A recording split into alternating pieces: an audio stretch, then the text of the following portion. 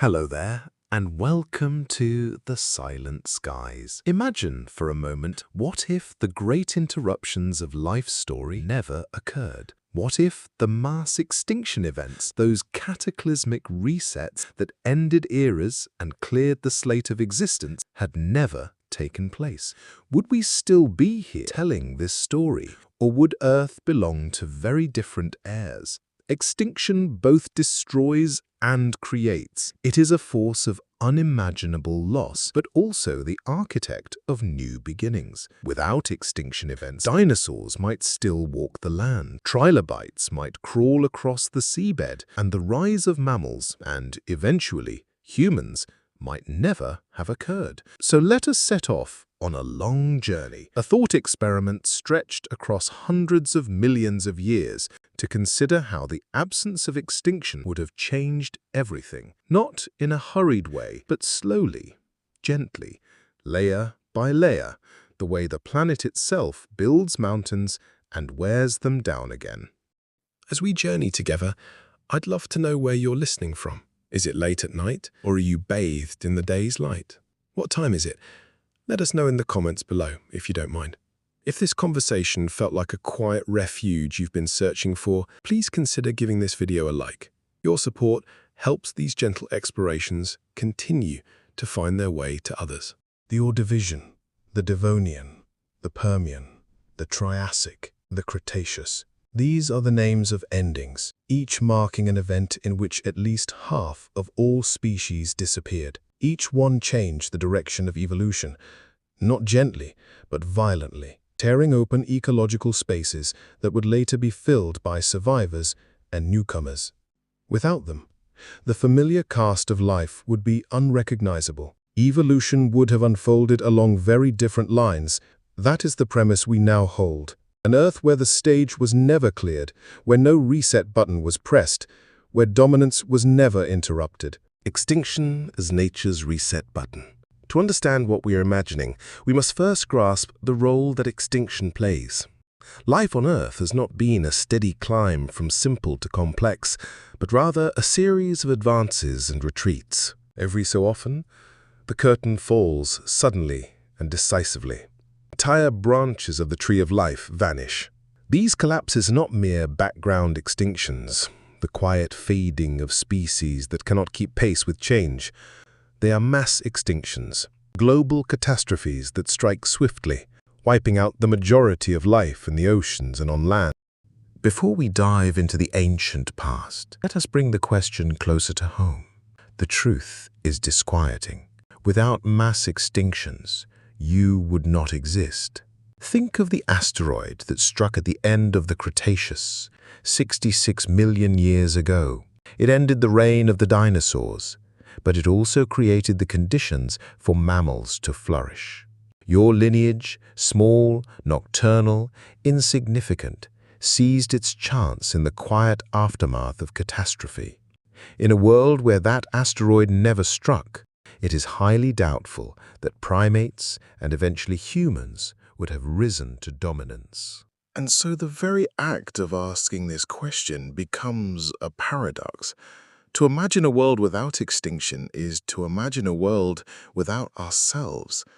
We are, in many ways, the children of extinction, born from its shadows. But still, the thought experiment cools. What other worlds might have unfolded? What landscapes might we have walked had the roll of dice gone another way? Our journey begins in the oceans, for it was here that most life first flourished. During the Ordovician period, some 450 million years ago, the seas teemed with trilobites, brachiopods, and early fishes. Coral reefs, built by creatures long extinct, flourished in warm shallows. Yet this flourishing was cut short by the first great mass extinction. Almost 85% of marine species were lost. It was a devastating blow that forever altered the balance of ocean life.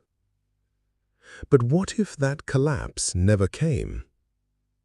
Imagine instead a world in which trilobites continued to diversify, growing into forms beyond what the fossil record shows. Picture oceans not ruled by sharks and bony fish, but by ancient arthropods, carrying on their silent empire into the present day. It is here that our alternate history begins, in a sea that never lost its first rulers. In this first part, we have set the stage. We have asked the central question, recognized the paradox of our own existence, and glimpsed the first of many lost futures, an ocean ruled forever by trilobites. From here, we will journey into each of the great extinctions, one by one, imagining the worlds that might have unfolded if they had never happened. The past is not fixed, not in thought, and in the dreaming of alternate histories, we may come to appreciate our own reality more deeply. So let us continue into the next great turning point, the Devonian, the so-called Age of Fishes, and ask again, what if the end never came? The Ordovician without extinction. Let us step back further, more than 400 million years, to a time when the world looked both familiar and alien. The Ordovician period, a span of some 45 million years, was an age of oceans. Continents drifted in scattered clusters, the atmosphere was thick with carbon dioxide, and much of the land was bare rock and shallow soil. Life had not yet claimed the continents in any significant way. Instead, the drama of existence unfolded beneath the waves. The seas were not empty, nor were they simple. They were teeming with creatures of strange design, whose shells, carapaces, and limbs marked them as distant cousins of the life we know today. Trilobites scuttled across the seabed, their segmented bodies glinting as they moved in great herds. Brachiopods, filter-feeding organisms with hard shells, carpeted the sea floor. Cephalopod relatives, long and coiled, drifted like watchful guardians in the open water. And woven between them all were the earliest fishes, jawless, armor-plated, small in number, but holding within them the potential of everything to come. This was a world that seemed stable, fertile, and almost endless in its promise. But stability is often an illusion in deep time. In our history, the Ordovician ended in devastation. A sudden ice age plunged the planet into cold, locking up seawater as ice and lowering sea levels. Entire habitats vanished, coral reefs collapsed, nearly 85% of species perished. It was the first of the great resets, a harsh reminder that life, no matter how successful, can be undone in the blink of geological time. But what if this had not happened? What if the Ordovician seas had remained untouched by extinction? What might have filled the oceans today? In this alternate path, the trilobites never faced their sudden decline. Instead of fading into a historic reminder, they continued to diversify, exploring every possible shape and size. Some grew into giants, patrolling the sea floor like living tanks. Others became delicate filter feeders, drifting lightly through the water. Over millions of years, their dominance would have remained unchallenged, a dynasty stretching into the modern era. Brachiopods, too, would have persisted in their glory. In our world, they were eventually overshadowed by bivalves, clams, and mussels. But without the Ordovician collapse, their stronghold would never have faltered. Today's rocky shores might still be crowded with brachiopod shells, rather than the mollusks we know. And then there are the cephalopods. In reality, the Ordovician extinction pruned their early diversity. But imagine if that pruning never occurred. Nautiloids, some already growing to enormous lengths, could have expanded into even greater forms. Perhaps the oceans of today would be ruled not by whales and sharks, but by colossal shelled cephalopods, intelligent, calculating, and ancient in their reign. One of the most intriguing consequences of a world without Ordovician extinction lies with the fishes. Jawless and primitive though they were, these early vertebrates were poised for expansion. In our history, their rise was delayed, checked by extinction and the long recovery that followed. But in a world without collapse, they might have flourished much earlier. Picture this: fishes achieving dominance tens of millions of years ahead of schedule. Their bodies grow larger, more agile, more diverse. The blueprint of vertebrates, the plan that would one day produce amphibians, reptiles, mammals, and humans, accelerates. The future unfolds sooner, faster, in ways that would ripple across the entire tree of life. Perhaps creatures resembling amphibians would be walking on land by the middle of the Devonian, not at its close. Perhaps vertebrates would spread so widely that they never faced the bottlenecks that shaped them in our world. Without extinction, the very look of the oceans would change. Coral reefs, once decimated, would continue uninterrupted. Ancient reef builders, unlike the corals we know, would dominate tropical waters. The seas would gleam with colors we cannot quite imagine, different patterns of growth, different architectures of reef towers and shallow lagoons. Entire coastlines might appear alien, sculpted by organisms that never vanished. Marine ecosystems would also be far more crowded. Extinction clears the stage, but here the stage remains full, packed with lineages both ancient and modern. Today's oceans might contain trilobites swimming alongside sharks, nautiloids competing with whales, brachiopods nestled beside clams. The variety would be staggering, a living museum where the past never yielded to the present. At first glance, this seems like a paradise of life. Greater diversity, more creatures, fewer losses. But there is a cost to continuity. Extinction, though brutal, opens doors. By removing dominant groups, it allows others to rise. Without such clearings, ecosystems become clogged, crowded with ancient rulers who refuse to yield. Innovation stalls. Newcomers cannot take hold. And here lies the paradox. If the Ordovician extinction had never happened, the oceans might have remained ruled by trilobites and brachiopods for hundreds of millions of years. Fishes, though promising, might never have had the freedom to expand. The vertebrate line, our line, might have been strangled in its infancy, trapped beneath the weight of ancient invertebrate empires. So while the seas of this alternate Earth would be richer in some ways, they would also be poorer in opportunity. Evolutionary traffic jams would form, slowing the pace of change, keeping life in a kind of stasis. The Ordovician extinction was a catastrophe. It ended worlds that might have been. Yet it also allowed new worlds to take shape. Without it, the oceans would be crowded with trilobites, brachiopods, and cephalopods of endless design. And yet, perhaps, there would be no us to gaze upon them, no eyes to wonder, no minds to dream. As we close this second door, we move forward to the next great collapse, the Devonian Extinction, an event that cut short the reign of the armored fishes and reshaped the land. There, once again, we will ask, what if the end never came? The Devonian, unbroken. We turn now to the Devonian period, often called the Age of Fishes.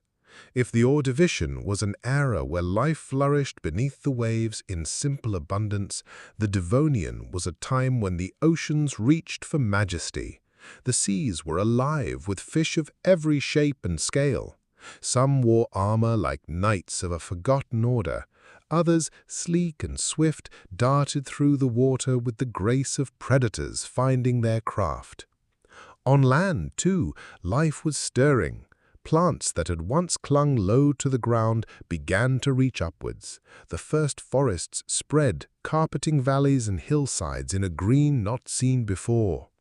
Rivers ran shaded beneath towering tree-like plants. Insects, primitive but ambitious, crawled through the leaf litter. And among the fish, a few brave forms began to test the edges of water and air, their fins reshaping into stubbier limbs, their eyes peering above the surface into a world yet to be claimed. The Devonian promised transformation, but in our history, that promise was interrupted. A prolonged extinction event, stretching across millions of years, dismantled ecosystems, both in sea and on land. Reef systems collapsed. Many groups of fish vanished. Early forests faltered, their balance with the atmosphere broken. The trajectory of life was altered again. Yet here, in our thought experiment, we imagine a different unfolding. The Devonian extinction never arrives.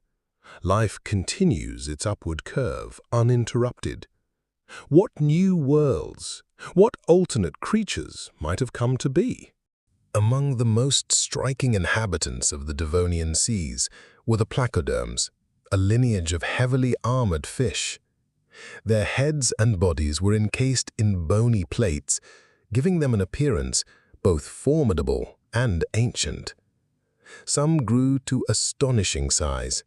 Dunkleosteus, the terror of its day, stretched nearly 10 meters long, with jaws powerful enough to crush bone and armor alike.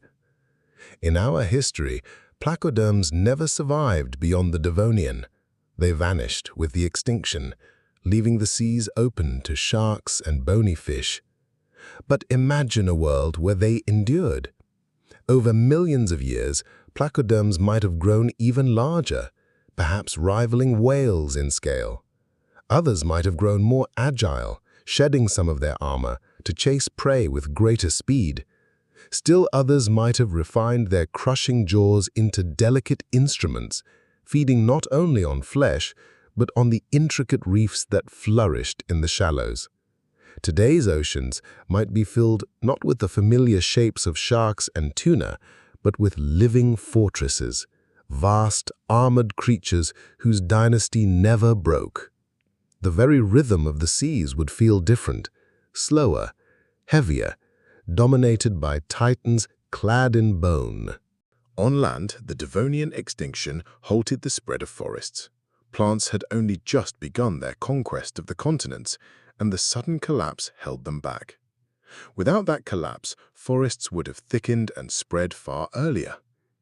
Imagine, if you will, continents cloaked in greenery hundreds of millions of years before the great Carboniferous coal swamps. Towering tree-like plants, primitive but immense, would have reshaped the climate. More plants mean more photosynthesis. More photosynthesis means more oxygen. The air of this alternate Earth might have become richer earlier, feeding insects to grow to monstrous size. Dragonflies with wingspans of a meter might not belong to the Carboniferous, but to the Devonian. A visitor to these forests might have found themselves beneath a canopy alive with the beating of vast insect wings, in a world already primed for gigantism. This acceleration would ripple outward. Rivers would be clogged with roots and fallen trunks. Soils would deepen faster. The cycle of carbon would be altered profoundly, perhaps even triggering earlier shifts in global climate. The Earth itself would breathe differently. Perhaps the most significant path left open by the Devonian extinction was that of the first tetrapods, the early vertebrates that would one day give rise to amphibians, reptiles, mammals, and us. In our world, their rise was staggered, slowed by environmental collapse. But without interruption, their foothold on land could have been much firmer, much sooner. Picture a Devonian where creatures like Tiktaalik, the famous fisherpod, are not rare pioneers, but part of a rapid wave. By the end of the period, amphibian-like beings might already dominate riversides and swamps, their limbs sturdy, their lungs adapted. The conquest of land, in our history, spread across tens of millions of years, could have been accomplished in half the time. This acceleration raises a profound possibility. Could the story of terrestrial vertebrates, reptiles, mammals, and even intelligence have begun not in the Carboniferous, but deep in the Devonian? If so, the age of reptiles might have arrived sooner, and the entire flow of history shifted forwards. The timing of everything, from dinosaurs to humanity, would be drawn closer, compressed, into an earlier stage of Earth's unfolding. It is tempting to view this alternate Devonian as a paradise of possibility. Titanic fishes, ancient forests, giant insects, and bold amphibians stepping early onto land.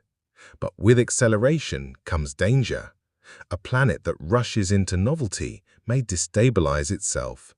Forests might alter the atmosphere too rapidly. Gigantic insects might dominate niches that block later creatures from evolving. Early tetrapods, while successful, might prevent other vertebrates from ever rising beyond them. In other words, too much too soon can be as limiting as too little. Evolutionary traffic jams appear once more. Armored fishes keep the seas locked, primitive forests dominate landscapes, leaving little room for other plants. Amphibians rise quickly, but perhaps never allow reptiles or mammals to emerge. The world flourishes, but it may flourish in stasis, a Devonian Earth that never grows beyond its first triumphs. The Devonian extinction cut short the reign of the armored fishes and slowed the rise of forests and tetrapods. In doing so, it created a more open and balanced stage for what followed. Without it, life might have sprinted ahead, only to become trapped by its own success. The world that never was would be filled with Dunkleosteus still roaming the seas, dragonflies humming above endless forests, and amphibians entrenched as rulers of the land. It would be a planet of grandeur and abundance, but perhaps also a planet frozen in its early victories, unable to move forward. As we close this door, we turn to the greatest of all extinctions, the Permian, the Great Dying, where nearly all life faltered. If ever there was a reset that shaped everything to come, it was this. And so we ask again, what if the Great Dying never came to pass? The Permian alternate path. Of all the great turning points in Earth's history, none stands darker than the Permian Extinction, often called the Great Dying. It occurred around 252 million years ago and is thought to have erased over 90% of species in the oceans and 70% on land. Entire lineages vanished in a geological blink. The seas turned anoxic, choked with methane and hydrogen sulfide. Forests withered. Reptiles, amphibians, insects, few could escape. This was no quiet pruning of the tree of life. It was a firestorm, a razing. And from the ashes rose the Mesozoic, the age of reptiles, where the dinosaurs would one day hold dominion. But what if this holocaust of nature had never happened? What if the Great Dying had been avoided, the climate never destabilized, the biosphere never suffocated? The Permian world would have flowed onward, uninterrupted, and the creatures of that strange age might still shape our planet today. Long before dinosaurs, other reptiles held sway. Among them were the synapsids, a group that would one day give rise to mammals. In the late Permian, their forms ranged from the lumbering herbivore Dicynodon, with its beak-like mouth and tusks, to the fearsome Gorgonopsids, predators with saber-like teeth and wolfish frames. These creatures were not mere precursors, they were the lords of their world. The extinction cut them down, reducing their diversity to a few survivors. From those survivors, mammals would eventually evolve. But if the extinction had not arrived, the synapsids might never have yielded their dominance. The age of reptiles as we know it, with towering sauropods and fierce tyrannosaurs, may never have taken root. Instead, an unbroken dynasty of mammal-like reptiles could have filled every niche. Picture, if you will, an Earth where giant synapsids browse in herds across open plains, while sleek, wolf-like gogonopsids stalk them through the scrub.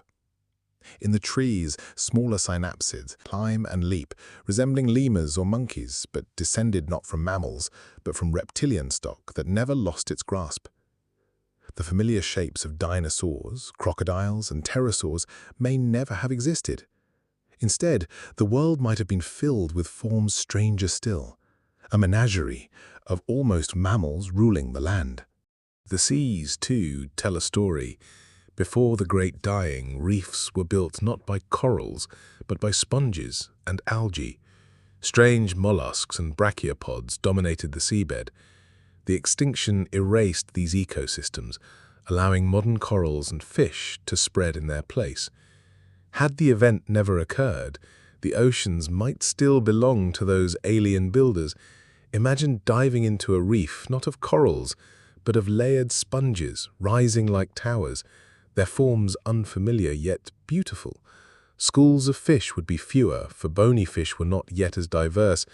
Instead, mollusks with coiled shells and tentacles might drift through the currents, while trilobites, survivors long gone in our world, continued their ancient scuttling.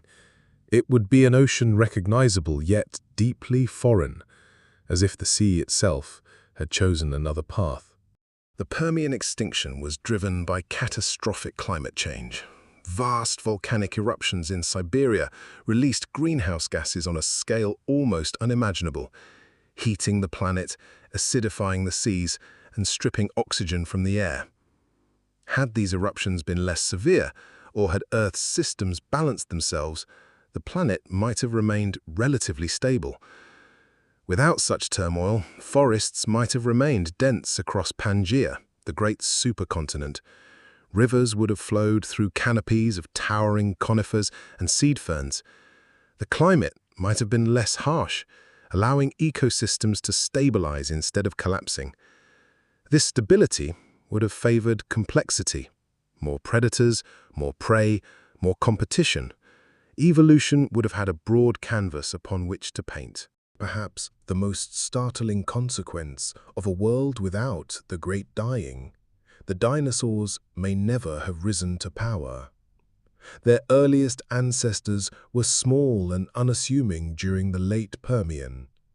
Only after the extinction cleared ecological space did they begin their climb to dominance. If the synapsids had held their ground, dinosaurs might have remained a minor lineage, never escaping obscurity. The iconic age of the Mesozoic, of Jurassic jungles, Cretaceous plains, and reptilian giants would be a story that never unfolded.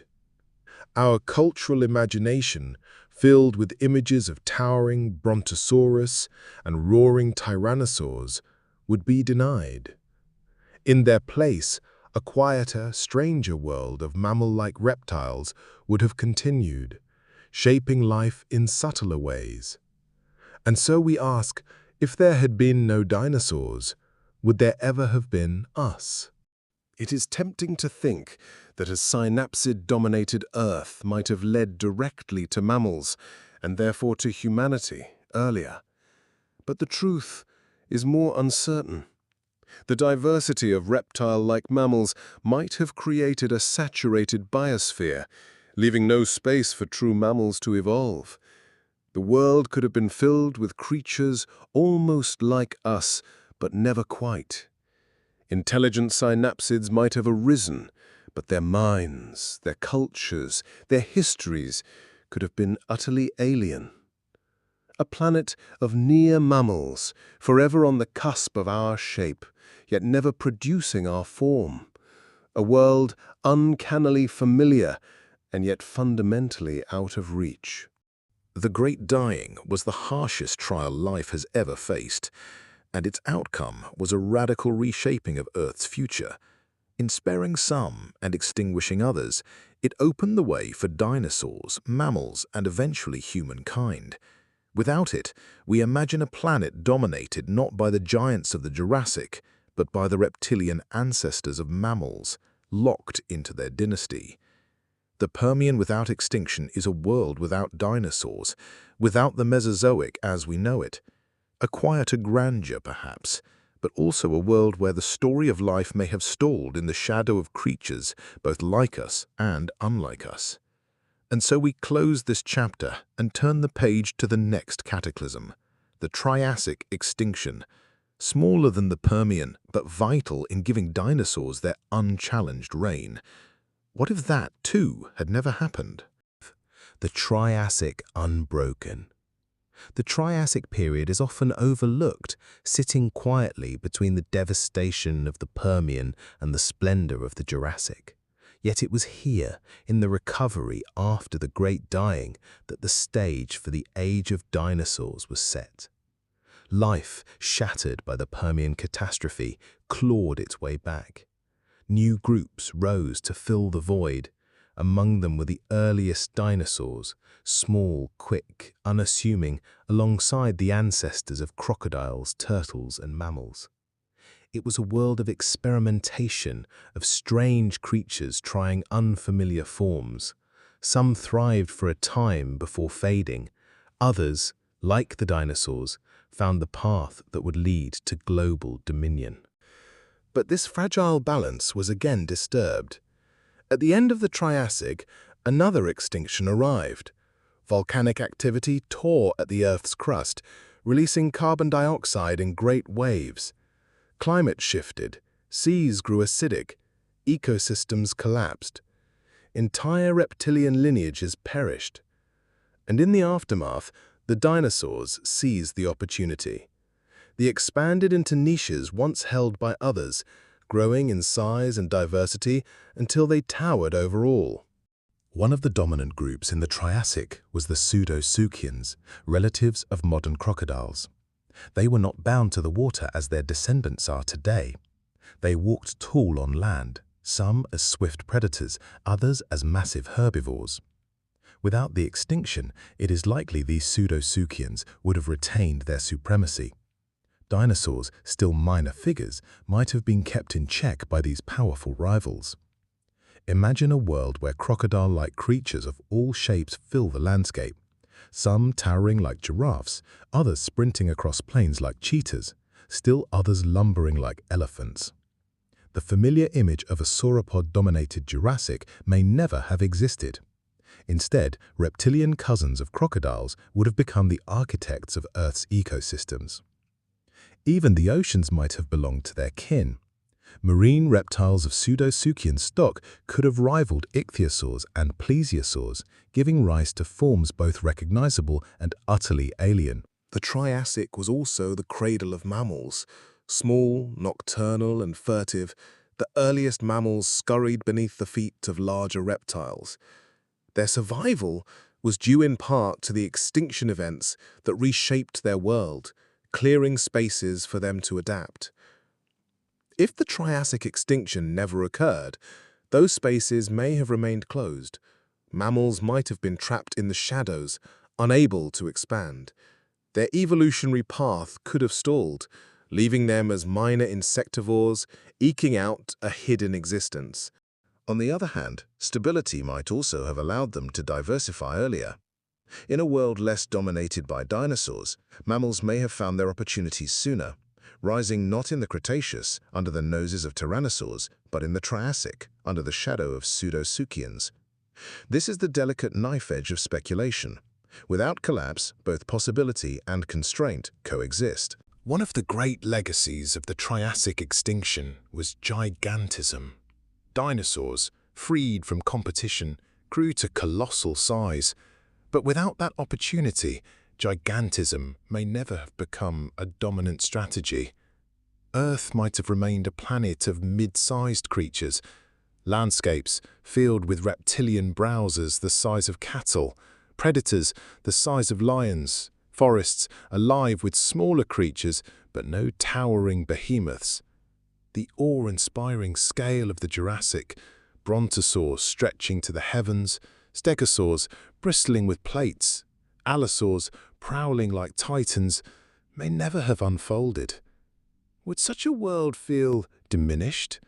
Or might it have felt more balanced, more intimate, with ecosystems rich in variety rather than dominated by giants? Here we must pause. Extinction is not only about destruction, it is also about opportunity. Remove an extinction and you preserve what was. But in preserving what was, you may prevent what might have been. Without the Triassic extinction, Earth may have remained a world of balanced, medium-sized ecosystems, diverse, complex, but without the dramatic flourishes that followed. No age of dinosaurs, no Jurassic giants, perhaps no mammals rising beneath their shadow. The loss of one world is always the gain of another. But which is richer? Which is stranger? Which is closer to our own? The Triassic extinction handed the Earth to the dinosaurs. Without it, pseudosuchians and other Triassic reptiles might have remained supreme.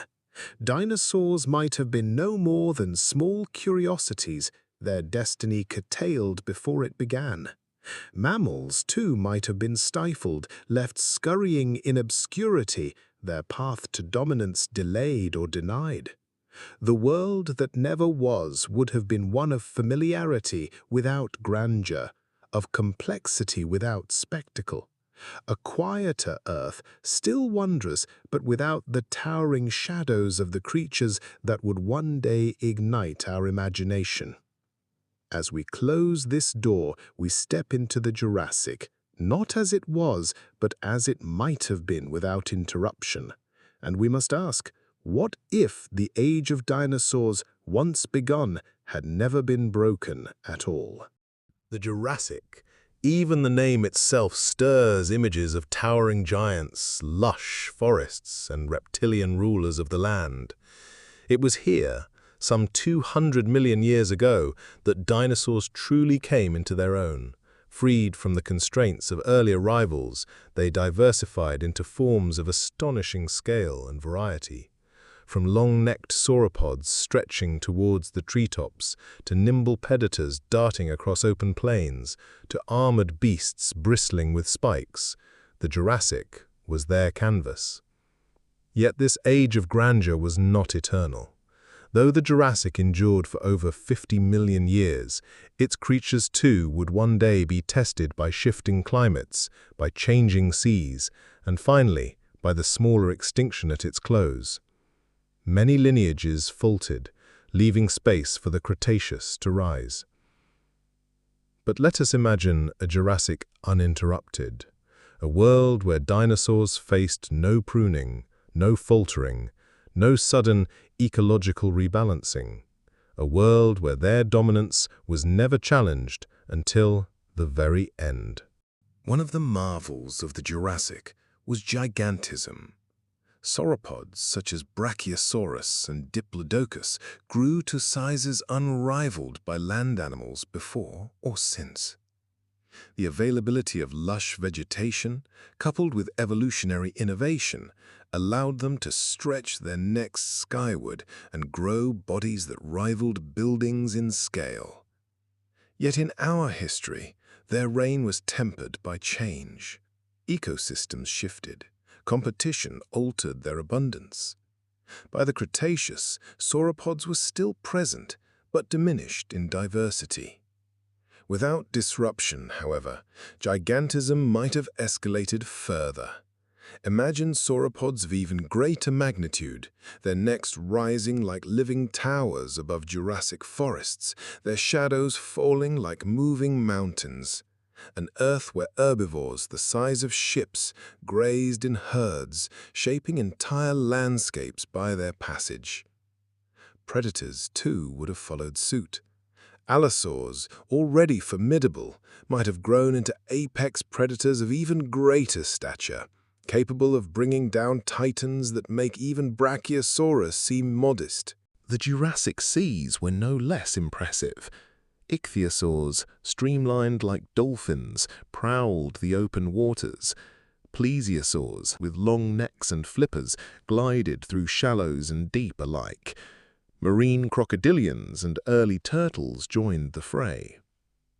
With no interruption, these marine reptiles might have reached new heights of diversity. Entire families lost in later extinctions may have flourished, producing forms stranger than anything imagined.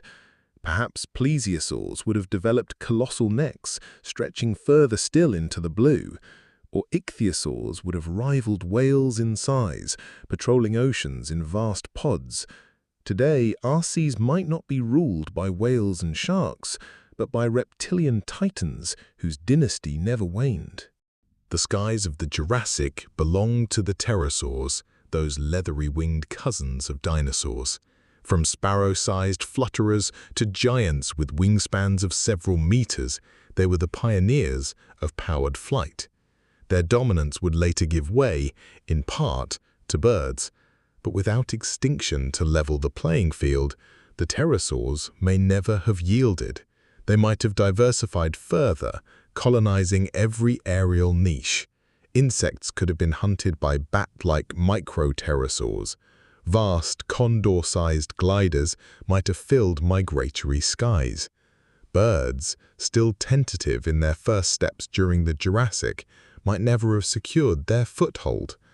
Our modern skies, filled with the songs of sparrows and the cries of gulls, might instead be alive with the cries of scaled-winged pterosaurs, as familiar to us as pigeons are today. The Jurassic was also the age of small mammals, furtive, nocturnal creatures who lived in the shadows. Their diversity was modest, their opportunities limited by the sheer dominance of dinosaurs. It was only after extinctions and disruptions that mammals began to carve larger roles. In an unbroken Jurassic, their fate might have been sealed for far longer. Mammals could have remained forever tiny, trapped beneath the feet of giants, never given the chance to expand. No apes, no primates, no humans, at least not for tens of millions more years. Evolution's tempo would have been slowed, with intelligence postponed, perhaps indefinitely. Here is the paradox. Without extinction, the Jurassic might have become an age of perpetual splendor, a planet of immense sauropods, soaring pterosaurs, and oceans ruled by reptilian leviathans. It is tempting to see this as a paradise, an Earth perfected in reptilian majesty. Yet perfection can be a prison. Without the rebalancing forces of extinction, ecosystems might have become locked, innovation slowed, opportunities denied. Life would have been spectacular, but perhaps less inventive. Dinosaurs in their glory might have suppressed the very possibility of the future. A world beautiful beyond measure, but one that never changes. The Jurassic as we know it ended not with fire or meteors, but with subtler changes in climate and ocean chemistry, enough to tip the balance and make way for new forms in the Cretaceous. Without these changes, the dinosaurs of the Jurassic might have remained supreme, their legacy enduring unbroken. But such endurance carries its own risk. The Earth would have remained forever a land of giants, magnificent but stagnant, a world of endless reptilian grandeur with no path to us. As we close this chapter, we step into the Cretaceous, the last act of the dinosaur dynasty, shaped by yet another extinction. And we ask, what if even that final curtain had never fallen? The Cretaceous, a world of drama and splendor, the last chapter in the age of dinosaurs. Here the Earth was rich and varied. Vast inland seas divided continents. Forests bloomed with flowering plants for the first time, dotting the land with color and scent. Insects spread pollen, reshaping ecosystems. Dinosaurs themselves reached their greatest diversity. Horned ceratosopsians, duck-billed hadrosaurs, armored ankylosaurs, swift raptors, and towering tyrannosaurs. Above, pterosaurs soared, some the size of light aircraft.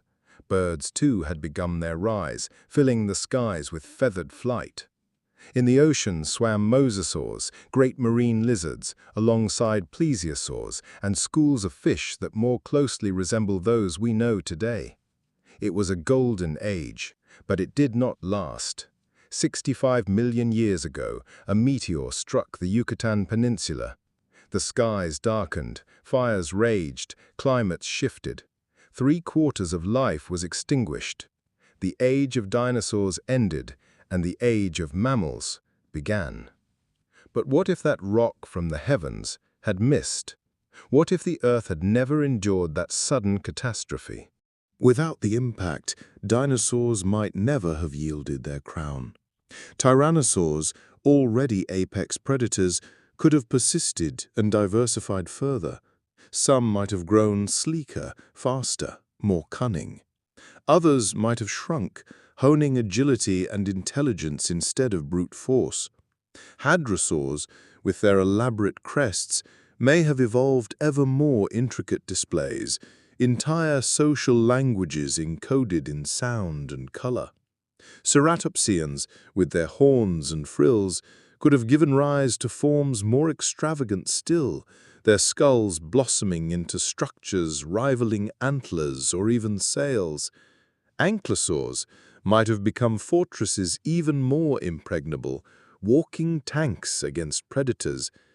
The age of mammals might have been delayed indefinitely. The world would not be ours, but theirs, a planet forever under reptilian dominion. The seas of the Cretaceous were ruled by mosasaurs, powerful swimmers with double-hinged jaws and tails built for speed. They appeared only late in the period, yet they quickly became the top predators of the oceans. Had the extinction never struck, mosasaurs might have continued to evolve, filling every niche that whales now occupy. Imagine oceans patrolled by mosasaurs the size of blue whales, their sleek bodies slicing through the depths. Schools of fish would flee before them as krill flee from whales today. Pods of these reptilian leviathans might have sung to one another across the seas, their voices resonating like the echoes of a reptilian planet. Our oceans might not be home to dolphins or orcas, but to intelligent marine reptiles, lords of the deep. Birds had begun their ascent in the Cretaceous, but their rise was accelerated by the extinction that cleared the skies of most pterosaurs. Without such a clearing, the balance may have tilted the other way. The Cretaceous without extinction may have belonged not to sparrows and gulls, but to the last of the great pterosaurs. Some with wingspans of 12 meters already dwarfed modern birds. With time, they could have grown even larger or specialized further, taking niches birds now claim. Perhaps hummingbird-like pterosaurs might have hovered at flowers, their long snouts sipping nectar. Perhaps owl-like night hunters with leathery wings might have stalked in silence. Today's skies might have been filled not with birdsong, but with the creaking, leathery flight of pterosaur wings. Here lies the most profound consequence. The extinction gave mammals their chance. Before it, they were small, nocturnal creatures, hidden in burrows and undergrowth. After it, they rose, filling the spaces left vacant by dinosaurs. From that opportunity came primates, apes, and eventually us. If the impact never came, mammals might have remained forever in the shadows. dinosaurs would have continued to dominate every niche above them. Intelligence, technology, civilization, all of it might have been denied. The Earth would remain a reptilian world, its story one of scales and claws, not skin and thought. And yet, extinction does not only give opportunities, it also denies them.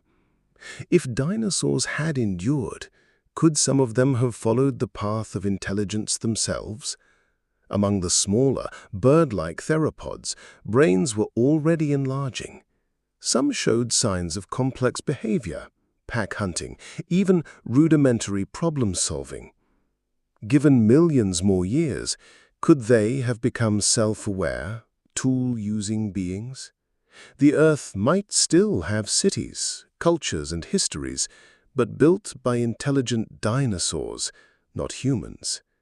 A reptilian civilization, perhaps, feathered and bright-eyed, might have risen in our place. A thought both alien and strangely familiar. The Cretaceous ended in fire and ash, but it was that ending that allowed our beginning. Extinction allowed the mammals to flourish. After 150 million years, the mammals had become the largest land animals on Earth. Remove the extinction and the dinosaurs remain supreme. The mammals stay small. Intelligence waits, and the Earth becomes a reptilian planet for all time. It is perhaps the starkest of all our thought experiments, for it touches directly upon us. Without extinction, there may never have been humanity. As we close this door, we step beyond the known.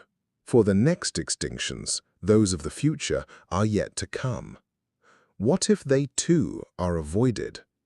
And what if, in saving ourselves from catastrophe, we also deny the Earth the chance to change once more? The shadow of future extinctions. The story of mass extinctions is not confined to the past. Though we speak of the Ordovician, the Devonian, the Permian, the Triassic, the Jurassic, and the Cretaceous as chapters closed, the truth is that extinction is a living thread in the fabric of Earth's history. Even now, in this very moment, countless species vanish from the planet. Some fade quietly, their names unknown, their forms never recorded. Others are lost to us with grief. The passenger pigeon, the thylacine, the great auk. Extinction has always been a part of life, but there is a difference between the slow background rhythm of species rising and falling and the abrupt ruptures we call mass extinctions. These are the turning points, the great resets. And though we may comfort ourselves that the last such event ended 66 million years ago, the possibility of another hangs always above us, like the shadow of a pendulum swinging through deep time. What if, we ask, the next mass extinction were to be avoided? What if humanity, or Earth itself, were to step around the fate that is claimed so many ages before? In the past, extinctions were driven by many forces: asteroids, volcanic eruptions, changes in sea level, the chemistry of the oceans, the gases of the atmosphere. The causes were natural, immense, and beyond the power of any creature to resist. In our time, however, the potential triggers have changed. Climate change, habitat destruction, pollution, and overexploitation. These are forces of our own making. We, a single species, wield powers that rival the great upheavals of prehistory. And so the question arises, can we, unlike trilobites, placoderms, or dinosaurs, step aside from extinction's scythe? Can intelligence and foresight allow us to preserve the continuity that others could not? Imagine, if you will, a future where mass extinction is never permitted to take hold. Humanity stabilizes its relationship with the biosphere. Climate change is mitigated. Habitats are preserved. Extinctions still occur, for no species lasts forever, but the great crash is averted. Life continues in its present richness, uninterrupted. The forests remain green. The seas remain filled with whales, sharks, corals, and fish. Birds continue to sing in their countless voices. Humanity itself endures, supported by a living world that does not falter beneath us. At first glance, such a vision seems utopian. Yet we must ask, what is lost when extinction is prevented? Every extinction in Earth's history has been destructive, yes, but also transformative. Without the Ordovician extinction, corals may never have thrived. Without the Devonian, tetrapods may never have taken root on land. Without the Permian, dinosaurs may never have risen. Without the Cretaceous, mammals and we would never have walked the earth. To halt extinction, therefore, is also to halt transformation. A biosphere locked in its present state may endure, but it may not evolve as profoundly. Elephants may continue, whales may continue, birds may continue, but no new giants may arise, no unexpected heirs may take their place.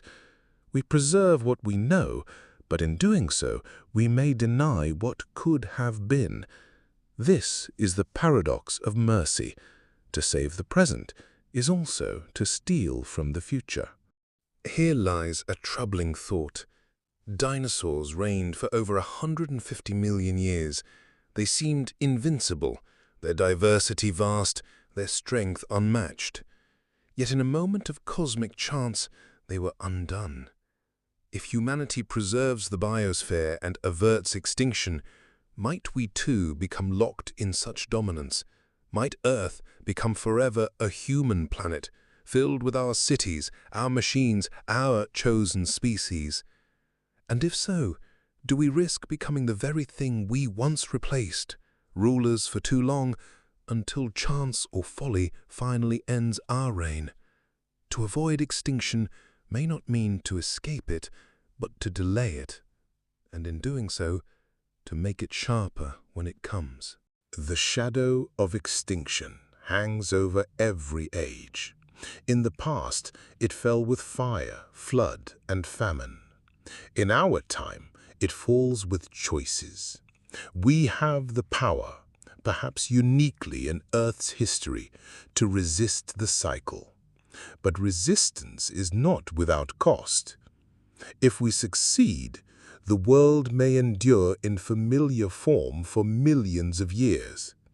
But in doing so, we may prevent the rise of futures stranger, richer, and more alien than we can imagine.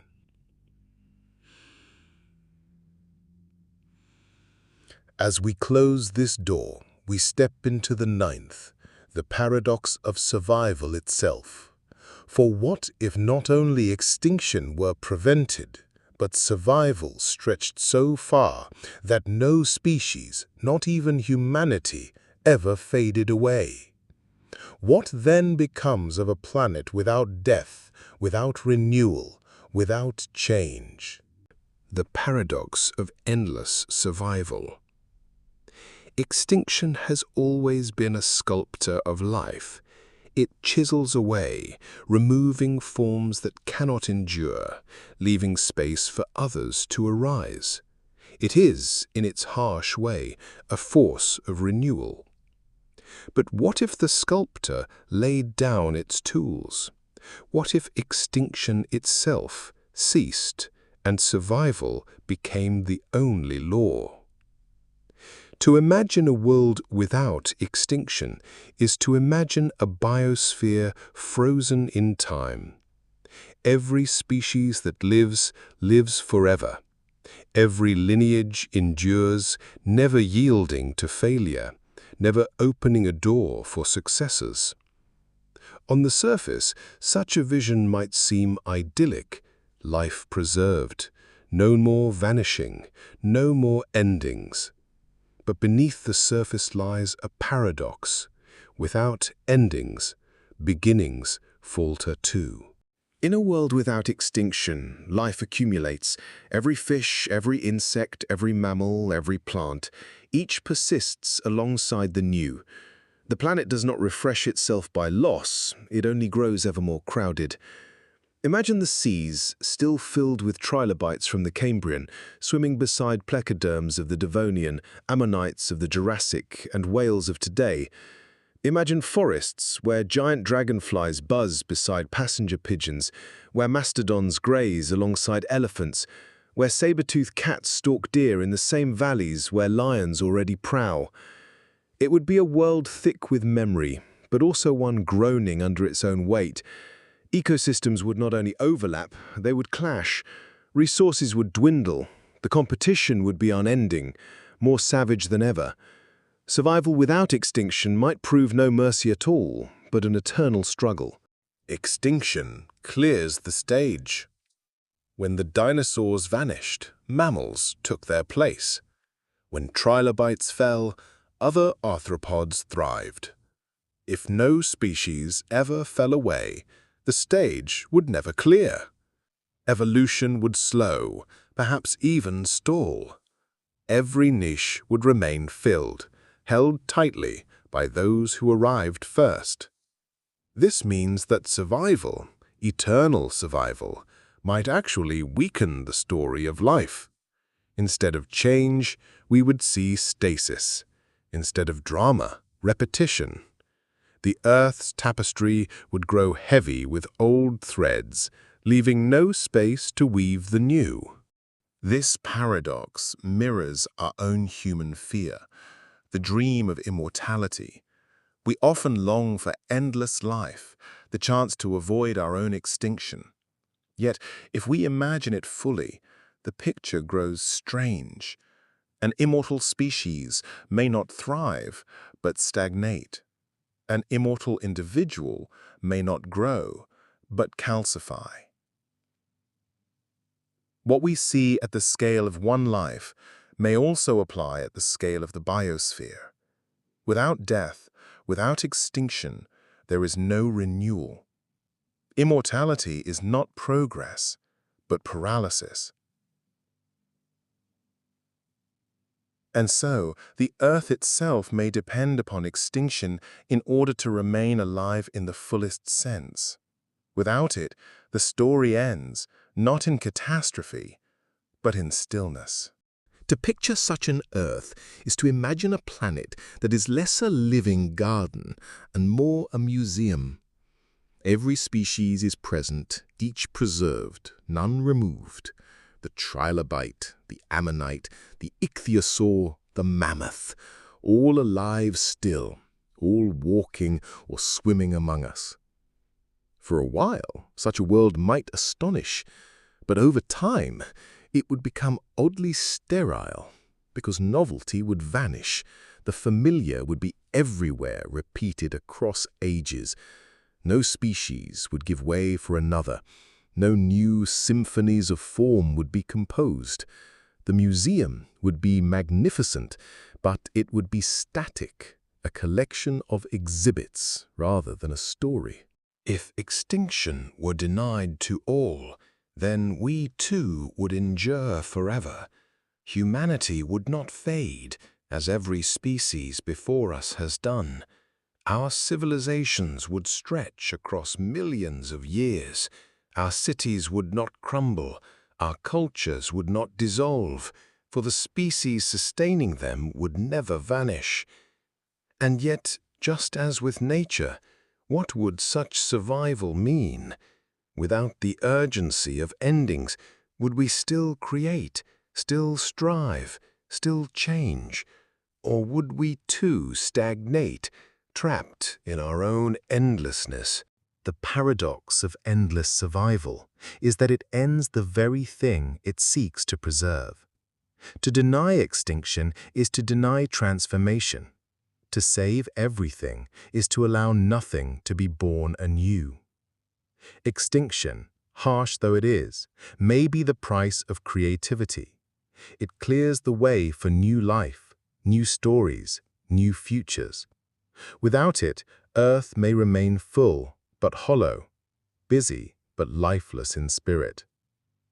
As we close this door, we step into the 10th, the balance of creation and destruction. For perhaps the question is not whether extinction should be avoided, but whether it can be guided, harnessed, or shaped. What if mass extinction was not an accident of chance, but a force directed with purpose? Every age of the Earth has been shaped by attention, the interplay between what is made and what is unmade, between creation and destruction. Life rises, spreads, diversifies. Then, in an instant, whole branches are pruned away. It feels cruel. It feels unfair. Yet, without this cycle, would life have become what it is? Mass extinctions are destructive, yes. They end dynasties, erase wonders, close entire chapters of the story. But they also create, not directly, but by clearing away, by leaving open spaces. In the silence that follows, new voices rise. Coral reefs rebuild, mammals flourish, birds take to the air. The garden is replanted, richer for its scars. This is the paradox of extinction. It is both the destroyer and the gardener, both the scythe and the hand that scatters seeds. Consider a forest fire. To stand in its blaze is to see only ruin. Blackened trunks, ash in the air, silence where once there was birdsong. Yet, over time, green shoots appear. Seeds that required heat to crack open sprout anew. Nutrients return to the soil. The fire, though devastating, becomes part of the forest's renewal. Mass extinction is this on a planetary scale. It burns away, often mercilessly. But what follows is not emptiness. What follows is opportunity. Life regathers itself, reorganizes, and tries again. We might think of extinction as a sculptor. Each blow of the chisel seems destructive, carving away at the stone. Yet with each removal, a new form emerges. Without the cuts, there would be no shape, no figure, no work of art. Extinction's hand is harsh, but without it, the shape of life would be unrecognizable. We would not be here. The creatures of today would not exist. Even the simplest flower may owe its chance to bloom to the fact that something else once perished. Here we arrive at a provocative thought. If extinction is both destructive and creative, could it be shaped? What if, rather than accidents of asteroids or volcanoes, extinctions were designed? What if some intelligence, hidden or unseen, used extinction as a tool, pruning here, sparing there, in order to guide the course of life? It is an unsettling idea. It makes of Earth not a wild garden, but a curated one, tended by forces unknown. Perhaps natural laws themselves serve this role, blind but precise. Or perhaps, more strangely still, intelligence one day learns to wield extinction deliberately as a gardener learns to prune in order to craft the future of evolution. If destruction is a part of creation, then mercy can be dangerous. To prevent all extinctions, as we imagined in the last chapter, is to risk stagnation.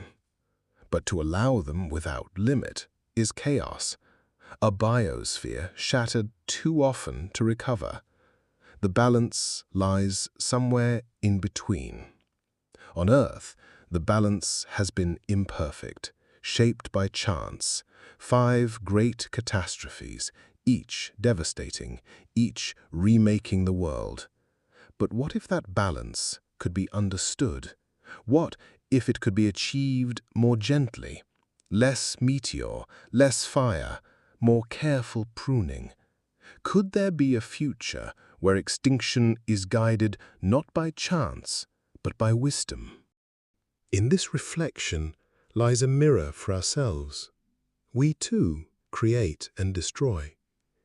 We fell forests and plant them again. We drive species to the brink, and at the same time we attempt to conserve others. We wage war, then rebuild. Creation and destruction are in our hands as well, just as they are in nature's. The question is not whether destruction should exist, but how it should be balanced. Too much, and we collapse. Too little, and we stagnate. The art of survival may be the art of striking this middle path. The balance of creation and destruction is the heart of life's story. Without destruction, nothing new could emerge. Without creation, destruction would mean only silence. It is in their interplay that the Earth's drama unfolds. And so we close this door, aware that extinction is not merely an ending, but also a beginning. Yet one question still lingers. If extinction is so central to the story of life, what of those who survive it?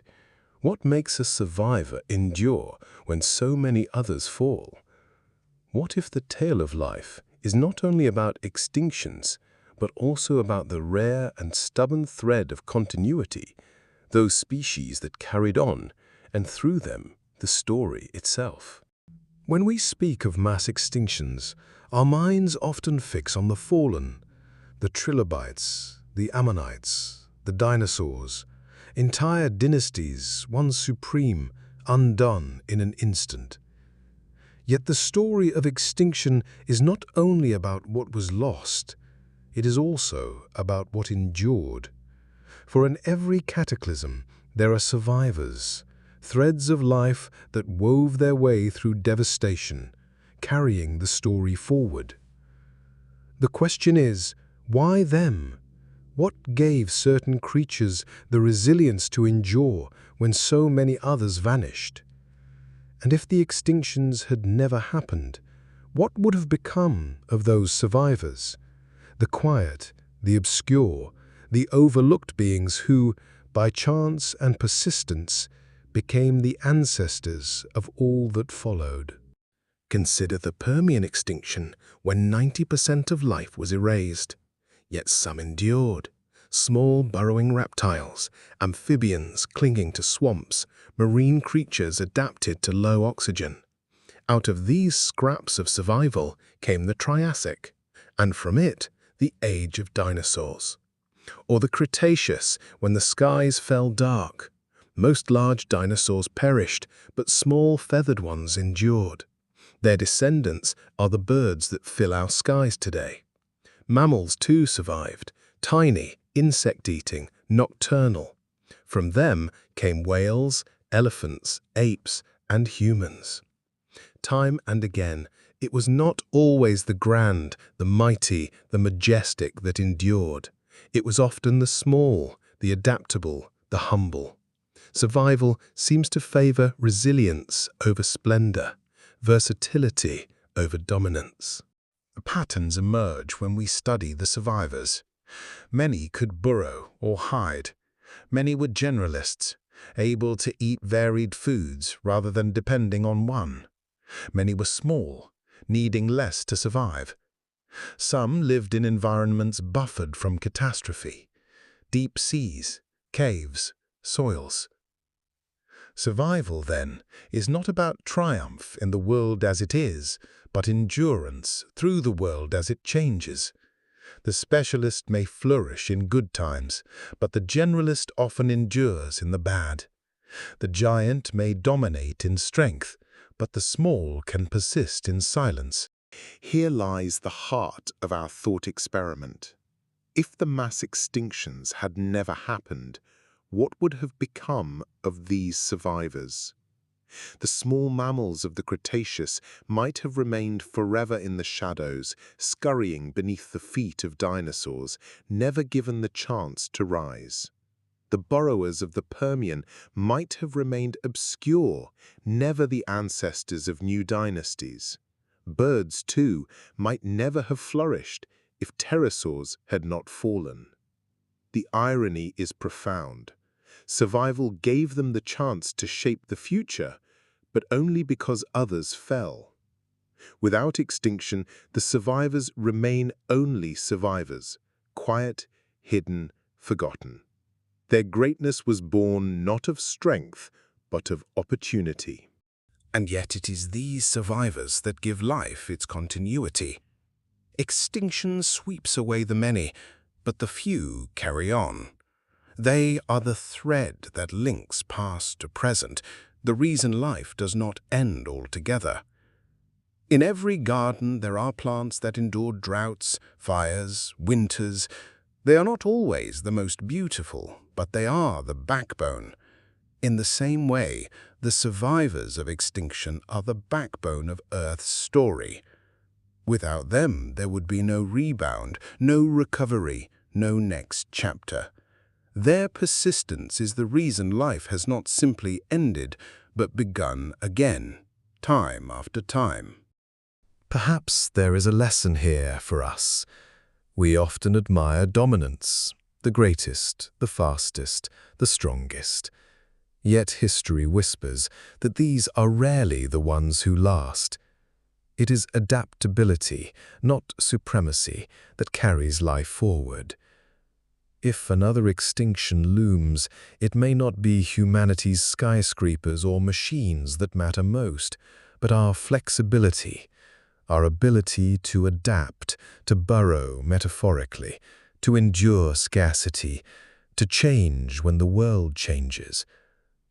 The survivors of the past suggest that resilience is the true secret of continuity. Every extinction clears the stage, but every survivor keeps the story running. Without them, extinction would mean silence. With them, it means transformation.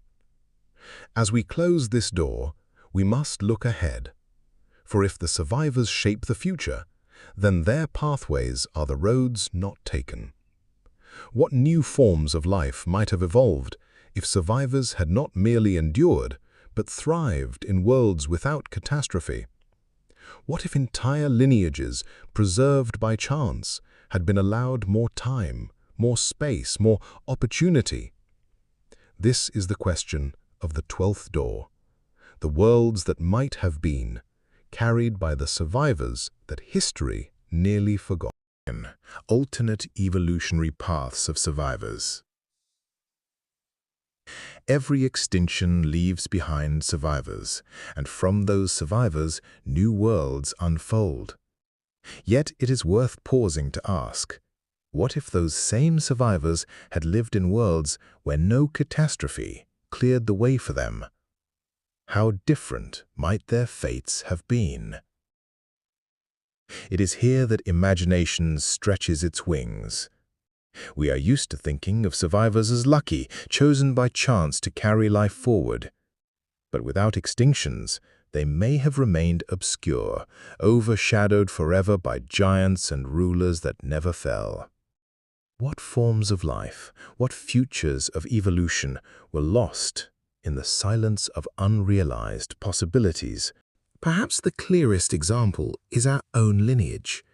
Mammals existed long before the end of the Cretaceous. Small, furry, mostly nocturnal, they darted through shadows while dinosaurs dominated the world above. After the asteroid, they seized opportunity, diversifying into elephants, whales, primates, and eventually humans. But what if the dinosaurs had never perished? Those mammals might have remained forever the minor players, furtive scavengers, insect eaters, creatures of the margins.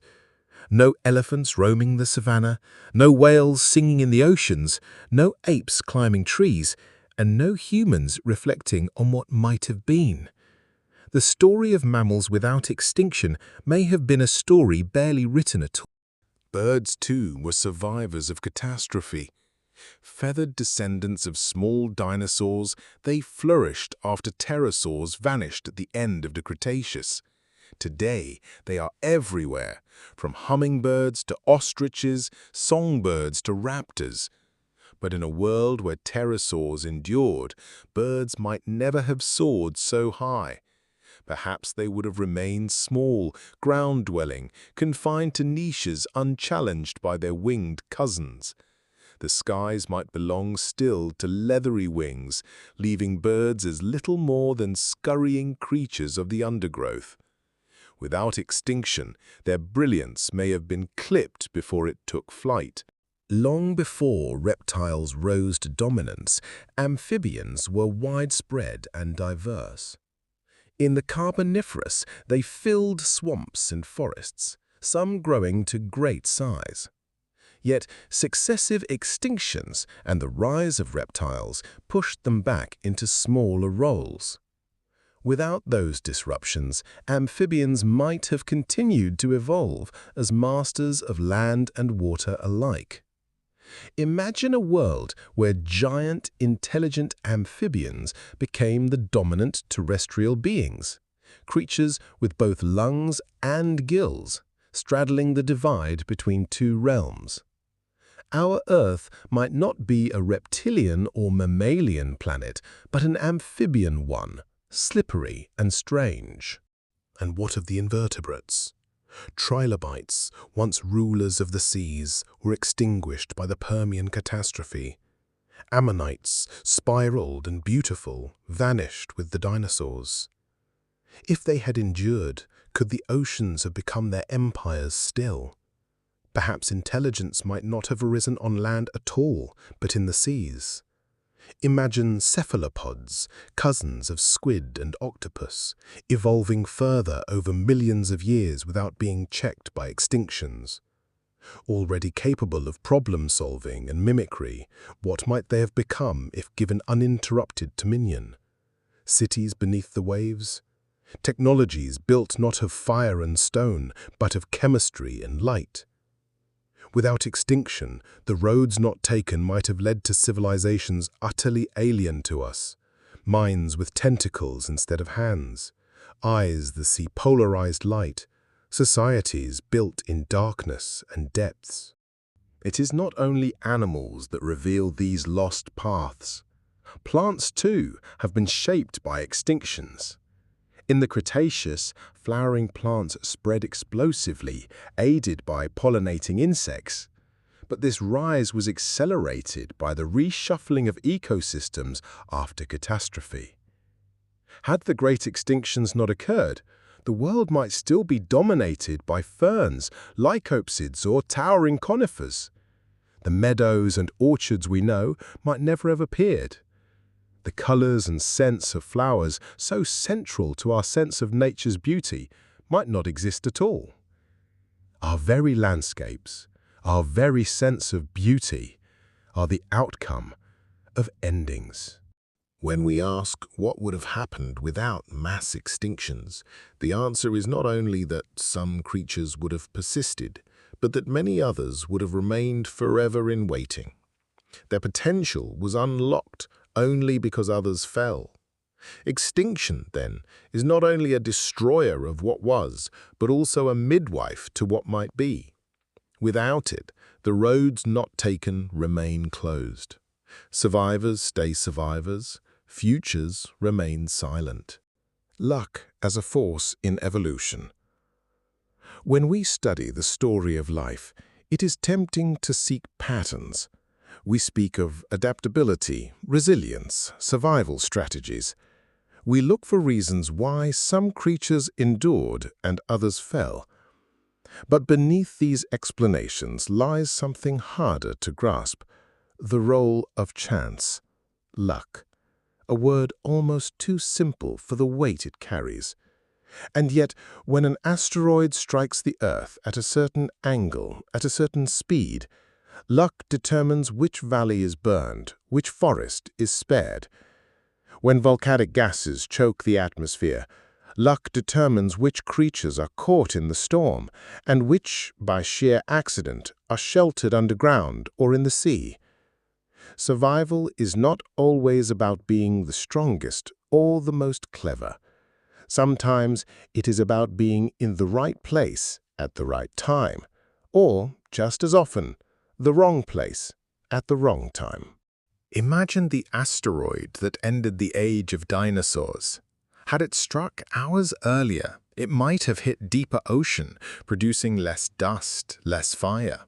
The dinosaurs may have survived. Our lineage might have remained small and hidden.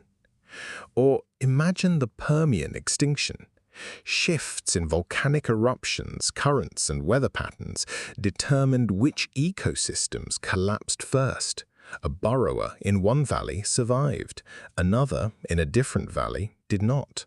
Entire futures were decided not by design, but by the roll of invisible dice. Deep time is not only a story of necessity, it is also a story of contingency, what Stephen Jay Gould once called replaying the tape of life. Run history again and the outcome may be unrecognizably different. This thought carries a sobering reflection for us. Our very existence may rest on chance events. If dinosaurs had not perished, if mammals had not been spared, if one ancestral primate had not survived famine or flood, humanity might never have arisen. We like to think of ourselves as inevitable, the destined outcome of evolution. But perhaps we are an accident, one path among millions, made possible only because luck allowed it. In a world without extinctions, or in a world where extinctions unfolded differently, there might be no us.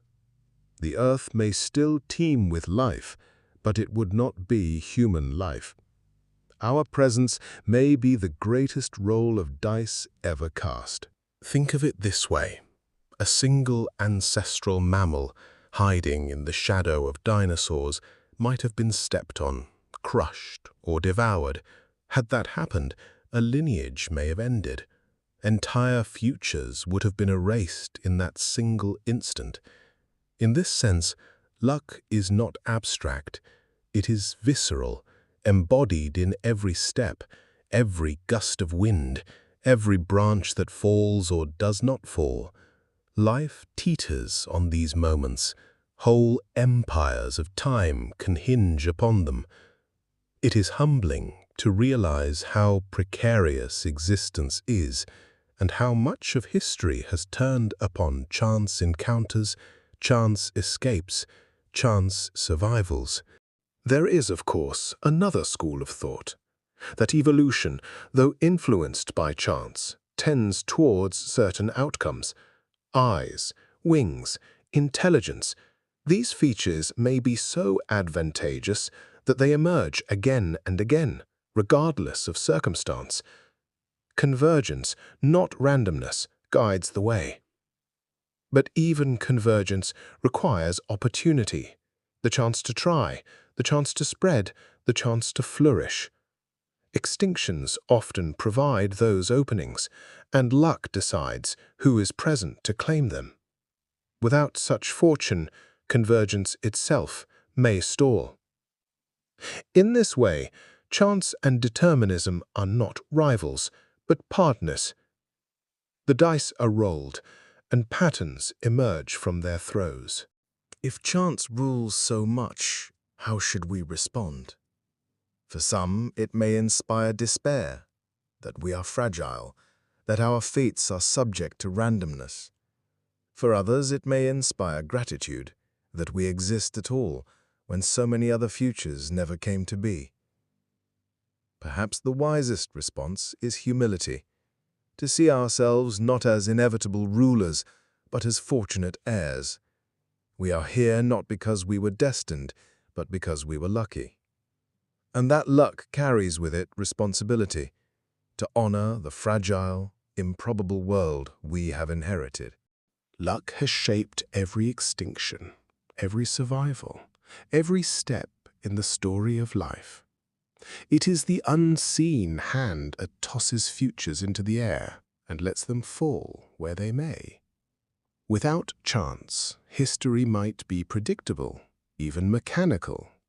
With chance, it becomes a tapestry of surprises, accidents, and improbable wonders.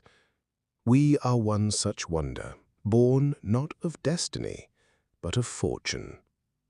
As we close this door, we open the 14th, the rise of intelligence itself. For if chance gave us existence, what role did intelligence play in seizing it? What if intelligence had arisen, not once, but many times, in the creatures spared by extinction? The rise of intelligence in alternate histories. Intelligence is often portrayed as the pinnacle of evolution, the inevitable outcome of millions of years.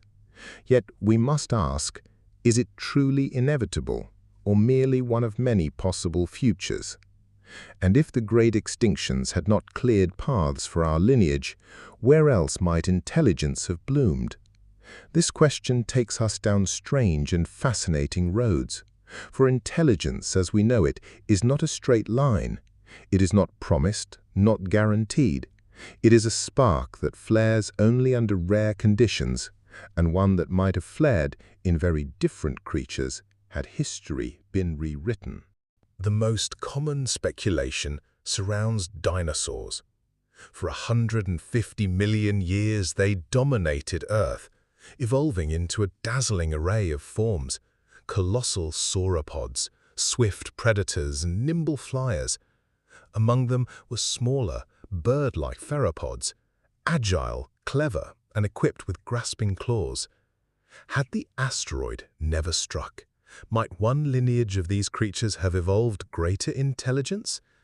Some paleontologists once suggested that a dinosaur such as Troodon, with a relatively large brain for its size, could have become something akin to a dinosauroid, a reptilian being with advanced cognition. The image is controversial, even fanciful, but the possibility lingers. Could a reptilian civilization, scaled and sharp-eyed, have walked the Earth millions of years before humans? Intelligence is not confined to land. In today's oceans, octopuses and their kin demonstrate remarkable problem-solving abilities, tool use, mimicry, memory, even playful behavior. Now imagine a world where mass extinctions never swept the seas. Ammonites and belemnites, distant cousins of squid and octopus, might have endured. Over millions of years, cephalopod intelligence could have advanced further, unconstrained by collapse. What form might this have taken? Perhaps sprawling colonies in reefs, communicating through flashes of color. Perhaps societies based not on fire and stone, but on chemistry, ink, and light. Civilizations that thrived without wheels, without metal, without land. Minds alien to ours, yet every bit as profound. Our own story offers another thread. Mammals existed in the shadow of dinosaurs, clever but small. If the asteroid had missed, they might have remained hidden, but given enough time, intelligence may still have stirred among them. Picture primates never rising, yet other mammals, perhaps raccoons, elephants, or dolphins, taking the mantle instead. Elephants, with their memory and social bonds, might have built societies rooted in matriarchal wisdom. Dolphins, with their communication and play, might have formed cultures beneath the waves. In these alternate histories, humanity vanishes, but intelligence, in one form or another, persists. There is also the stranger road, amphibians. In the Carboniferous, vast amphibian-like creatures thrived before reptiles gained dominance. If extinctions had spared them, might they have continued evolving? Imagine beings with lungs and gills, amphibious intellects who inhabit both land and water. Their societies might be shaped around cycles of wet and dry, of flood and drought. Their myths, their sciences, their very sense of time would be tied to tides and rainfall. It sounds alien, but then again, so might human civilization to a trilobite. What unites these speculations is contingency. Intelligence is not a straight road with a single destination. It is one of many possible outcomes, dependent on countless accidents. Had dinosaurs continued, perhaps reptilian minds would dominate. Had ammonites thrived, perhaps cephalopods would reign. Had mammals remained small, perhaps another lineage would have taken the crown. It is humbling to realize that our intellect, our art, our science may not be the peak of evolution, but merely one expression among many. Others might have come had chance rolled the dice differently. Yet there is another possibility, that without extinction, intelligence might never have arisen at all.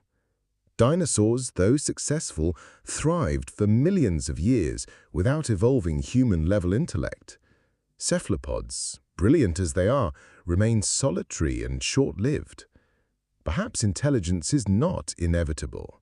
Perhaps it is exceedingly rare, a fragile spark that flares only when conditions align. If so, then without the extinctions that tilted the board, the Earth might still be full of life, but none of it capable of thought as we know it. A vibrant world, yes, but a silent one.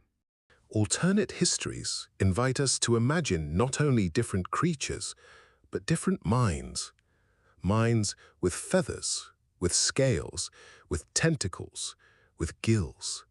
Minds shaped by worlds without extinction, worlds where chance favored other paths.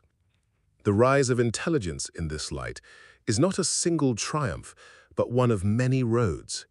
We happen to walk ours, but others might have been possible, and others might still be possible, elsewhere in the universe.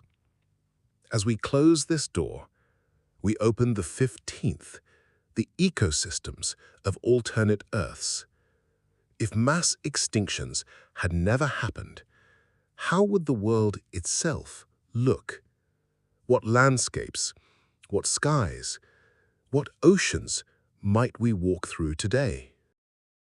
Alternate ecosystems, worlds without extinctions. To imagine a world without mass extinctions is not only to picture different creatures, but to picture different landscapes, skies, and seas. Extinctions are the architects of ecosystems, clearing old structures and allowing new ones to rise. Remove those events, and the Earth we know would be unrecognizable. Let us walk through such worlds, forests that never fell, oceans filled with ancient rulers, skies alive with different wings. Each is both familiar and strange, a reflection of what our planet might have been had the wheel of destruction never turned. If the late Devonian and Permian extinctions had never struck, the vast, swampy forests of the Carboniferous might still dominate. Imagine continents covered in towering lycopsids, giant ferns and club mosses, trees unlike any alive today, their trunks ribbed, their canopies reaching hundreds of feet. Beneath their shadows, giant amphibians lurk in sluggish waters. Insects, unchecked by predators, grow immense. Dragonflies the size of hawks, millipedes as long as a man. The air is thick, heavy with oxygen, alive with buzzing wings. Our modern grasslands, savannas and deserts would not exist Instead, the world might be one endless green cathedral, dim, humid, and ancient. The oceans, too, would tell a different story. Without the Permian or Cretaceous extinctions, trilobites might still scuttle across the sea floor in countless forms. Ammonites, their spiral shells glittering in the sunlit shallows, would drift in swarms, pursued by marine reptiles rather than whales. Coral reefs, often devastated by extinctions, might look alien, built not of modern corals, but of other, stranger builders now long gone. Entire coastlines would shimmer with unfamiliar life, none of which exists today. The ocean would not be the realm of dolphins, sharks, and whales, but a realm of cephalopod empires, reptilian hunters, and shelled swarms. Look upward, and the skies themselves would be transformed. Without the end Cretaceous extinction, pterosaurs would likely still dominate the air. Some may have grown even larger, others smaller and more specialized. Birds might never have risen to prominence. Instead of sparrows, starlings, and swifts, the skies could be filled with leathery wings, vast shapes gliding on thermals, their cries echoing over strange landscapes. Migratory flocks of birds, which define so much of our seasons, might never have appeared. Spring mornings would sound utterly different. One of the greatest quiet revolutions in Earth's history was the rise of grasses, which reshaped ecosystems and enabled grazing mammals to flourish. But grasses gained their foothold in the wake of extinction. Without such events, forests, ferns, and cycads might still dominate. There would be no sweeping prairies, no golden savannas, no rice fields, wheat fields, or lawns. Human agriculture, had it ever arisen, would have looked utterly different. Perhaps civilization itself would never have developed in the same way, deprived of cereals that were mined for more than 10,000 years and fueled the rise of down tall monuments and large-scale settlements. Predators define ecosystems as much as landscapes. Without extinctions, apex predators today might not be lions, wolves, or killer whales, but dinosaurs, giant amphibians, or reptilian sea hunters. Imagine the African savanna, not with prides of lions, but with packs of dromaeosaurs, feathered and sharp-clawed. Picture the oceans, not with pods of orcas, but with mosasaurs, their great jaws ruling the waves. The balance of nature would be rewritten. Prey would adapt differently. Ecosystems would be shaped around creatures long extinct in our own world, but dominant in these alternate ones. The most striking truth of this exercise is that the world we know, with its familiar plants, animals, and climates, is the product of extinctions. Without them, we would not recognize Earth. There might be no fields of flowers, no birdsong at dawn, no whales singing in the deep. Instead, there would be forests of ferns, skies of leathery wings, oceans of shelled drifters. The familiar would vanish, replaced by a planet that feels at once alien and primeval. Alternate ecosystems remind us that extinctions do not only erase species, they remake the stage upon which life plays. Remove those erasures, and the stage itself looks different, darker, stranger, less familiar. Our Earth is not inevitable. It is one version among many, sculpted by endings as much as beginnings. As we close this door, we open the 16th, human emergence. For if ecosystems had been so different, how would our own species, or anything like us, have fared within them? At every step of the way, the great extinctions shaped the path that led to us. They cleared niches, toppled rulers, and gave unlikely survivors the space to flourish. Without those upheavals, would humanity, or anything like us, ever have appeared? It is tempting to assume that intelligence, tool use, and civilization were inevitable. Yet the more we trace the history of life, the more we see how fragile our own emergence was. Each extinction removed barriers, allowing mammals to rise, primates to thrive, and ultimately humans to appear. Remove those extinctions, and our story falters. The clearest example is the asteroid that entered the age of dinosaurs. Before that event, mammals were small, nocturnal, and unremarkable. For over 100 million years they lived in the shadows. Had the dinosaurs endured, mammals may have remained trapped there forever. Our ancestors might never have left the undergrowth. No apes in the trees, no humans on the plains. At best we might have remained furtive insect eaters, overlooked in a reptilian world. In such a timeline, the Earth may still teem with life, but not with us. The human story could have been erased before it began. But perhaps another lineage might have filled our role.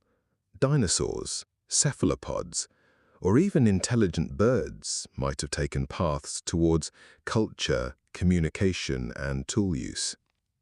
In these worlds, history may still have produced advanced societies, but not human societies. Instead of writing, there might have been color-changing displays on reptilian skins, or bioluminescent pulses in oceanic depths.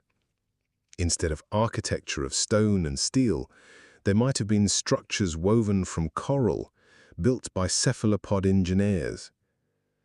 The story of civilization might have existed, but it would not have been our civilization. Humanity itself would never have been part of the script. Even if a human-like intelligence had arisen, ecosystems without extinction would have shaped our development in radically different ways. Consider agriculture.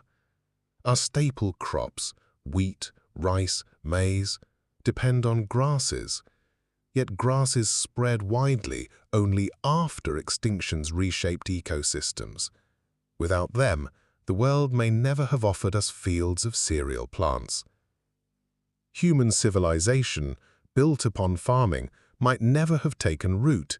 At best, we might have lived as hunter-gatherers in strange forests of ferns and cycads. At worst, we may never have developed culture beyond the simplest tools, constrained by landscapes that never yielded to plow or fire. Even within our own evolutionary branch, chance shaped survival. Early primates survived climatic shifts, predators, and competition. Without the space cleared by extinctions, they might not have had the freedom to diversify.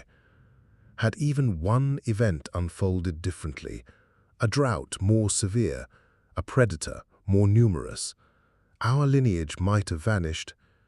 Entire futures depended upon moments that could easily have tipped another way. Thus, the emergence of humans was not a destiny, but a knife edge, balanced precariously on extinctions and accidents alike. What would such a world look like?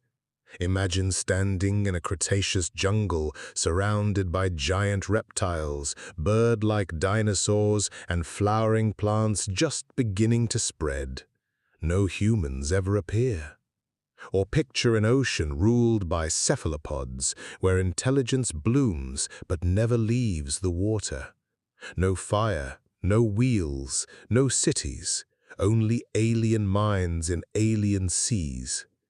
In these worlds, there may be no art, no philosophy, no science. The earth may remain rich with life, but silent of thought, absent of stories. The planet would continue, but without memory or meaning. Humanity's emergence was not guaranteed. It was contingent upon extinctions, chance, and fragile survival. Remove those catastrophes, and the human story may never be told. This realization is both humbling and unsettling. We exist not because we were destined, but because we were permitted by the destruction of others. Our presence is, in a sense, a legacy of loss. As we close this door, we open the 17th, the paradox of progress. For while extinctions destroy, they also create. Could it be that without these devastations, the very progress of life and the richness of its diversity would never have unfolded at all? The paradox of progress, how extinctions drive diversity. Extinction is the great eraser, the end of lines, the silence after song. Yet in its wake, life does not only wither, it rebounds, it transforms, it diversifies into shapes and forms previously unimagined.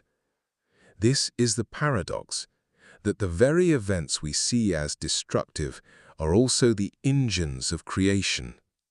The progress of life, in many ways, depends not only on survival, but on the absence left by death. History shows this rhythm again and again. After the Permian Extinction, the greatest catastrophe of all, ecosystems eventually rebuilt themselves in entirely new directions. Reptiles surged into dominance, leading to the dinosaurs and eventually the birds. After the Cretaceous Extinction, mammals spread in waves, filling niches dinosaurs once ruled. The skies, emptied of pterosaurs, became the realm of birds. The seas, cleared of great marine reptiles, opened to whales and dolphins. Every extinction is followed by what scientists call adaptive radiation, a burst of new life, new experiments, new forms. The destruction clears the canvas and evolution paints afresh. Here lies the puzzle. If extinctions had never occurred, the world would have been richer in continuity, yes, but would it have been richer in diversity? Consider a forest dominated by one towering tree. Without disturbance, that tree overshadows all beneath it. Only when it falls do new shoots gain light. Extinction, brutal though it is, performs a similar role on the grandest scale. It removes rulers and allows others to rise. Without extinction, might the world be crowded with a few enduring lineages, preventing countless others from ever emerging? The cost of continuity may be stagnation. It is difficult to speak of extinction as creative, and yet, in a sense, it is. It creates opportunity. It creates space. It creates the conditions for novelty. The flowering plants, which now blanket the world, expanded in part because extinctions toppled older plant groups. Birds diversified only after the skies were emptied of rivals. Mammals, our own kind, are perhaps the clearest example of extinction's creative legacy. In this way, extinction is both destroyer and midwife, both end and beginning. Progress emerges from its shadow. In the short term, extinctions devastate. They erase ecosystems, destabilize climates, and silence entire lineages. But in the long view of deep time, they drive evolution forward. This does not mean extinctions are good, only that they are woven into the fabric of change. Without them, the world might have been more stable, but perhaps less inventive.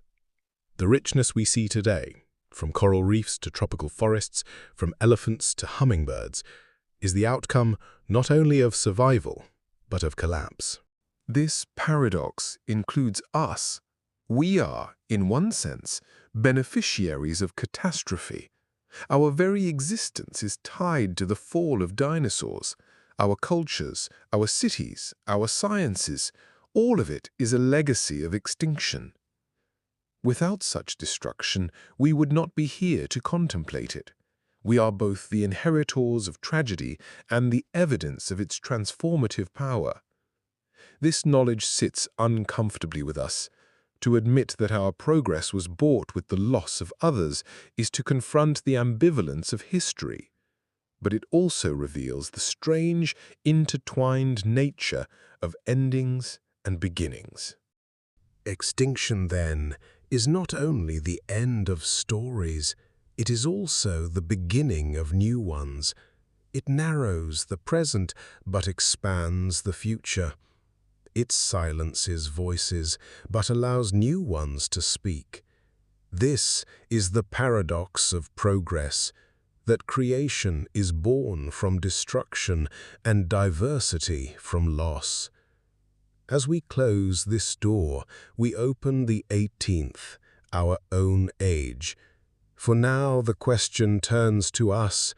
In a time some call the Sixth Mass Extinction, what role do we play in this ancient cycle? And what will the world become in our wake? The Sixth Mass Extinction and humanity's role. Until now, we have spoken of ancient catastrophes, events written in stone and fossil, distant from human hands. But today, scientists warn that we are living through another, a sixth mass extinction. Unlike those that came before, this one is not caused by asteroids or volcanoes, but by us. Species are vanishing at rates unseen since the fall of the dinosaurs. Forests are shrinking. Oceans are acidifying. Climate is shifting at unnatural speed. For the first time in Earth's history, a single species has become the driver of global collapse. And that species is us. To understand the scale of our impact, it helps to look backwards. The big 5 extinctions wiped out between 70% and 95% of species. Today, the numbers are smaller, but the trajectory is alarming. Amphibians, mammals, birds, and insects are disappearing faster than they can adapt. Unlike volcanic eruptions or asteroid strikes, this extinction is not a sudden blow. It is a slow, relentless unraveling. Yet the outcome may be the same. Ecosystems hollowed out, futures erased, worlds silenced. Here lies a strange irony. Humanity, the species that owes its very existence to past extinctions, is now creating one of its own. We are both the product and the perpetrator of collapse. This is a paradox that invites reflection. We flourished because catastrophe cleared the way for us. Now we are the catastrophe, clearing the way for something else. What will rise after us? What survivors will inherit our absence? The forces driving this event are numerous, but intertwined. Habitat destruction, forests cut, wetlands drained, grasslands paved over. Climate change, altering weather, shifting seas, melting ice. Overexploitation, hunting, fishing, and trade, pushing species beyond recovery. Pollution, plastics in oceans, chemicals in soils, toxins in air. Invasive species, carried across the globe, unsettling balances evolved over millions of years. Together, these pressures form a wave of destruction unlike any seen before. A wave set in motion not by geological forces, but by human choice. Estimates vary, but some suggest that 1 million species may be at risk of extinction in the coming decades. Insects, the pollinators upon which much of life depends, are declining alarmingly. Coral reefs, nurseries of the sea, are bleaching and dying. This is not only a loss of beauty, it is a loss of function. Ecosystems are the foundations of our food, water, and air. Their collapse is not a distant tragedy, it is a direct threat to us. And yet, if history has taught us anything, it is that extinction is never the end. Survivors will endure. Rats, crows, cockroaches, jellyfish, creatures well adapted to disturbance may inherit the earth. In a strange echo of the past, humanity may clear the way for new rulers, just as dinosaurs once cleared the way for us. The wheel turns and life continues, though in forms unfamiliar. But unlike asteroids or volcanoes, we possess something the others did not: choice. We can slow this extinction. We can preserve species, restore habitats, alter our practices. The question is not whether we have the power, but whether we have the will. The Sixth Mass Extinction, then, is not only a biological event, it is a moral one. It asks us what kind of ancestors we wish to be, and what kind of world we wish to leave behind. The Sixth Mass Extinction is a mirror, showing us both our power and our peril. It reveals that we are not only the inheritors of catastrophe, but its architects. As we close this door, we open the 19th, the long view of deep time. For even if humanity vanishes, the earth will endure. What will the far future hold when the memory of us is fossilized and gone? When we think of extinction, we often picture immediacy: species vanishing, forests falling, oceans warming. Yet in the theater of deep time, even mass extinctions are chapters, not endings. The Earth has endured 5 before, and it will endure this one too, with or without us. So let us step back, beyond centuries and millennia, into millions and even billions of years. Let us ask, what will Earth become when humanity's chapter has closed? One truth resounds through history. Life is astonishingly resilient. After every collapse, it has recovered. It may take millions of years, but recover it does. Even if humanity vanished tomorrow, forests would creep back over cities, rivers would carve through motorways, coral would reclaim the ruins of harbors, species would shift and adapt, new lineages would evolve, and Earth would once again brim with invention. The scars of our presence, plastics, nuclear waste, concrete, would fade with time. In 10 million years, they would be curiosities.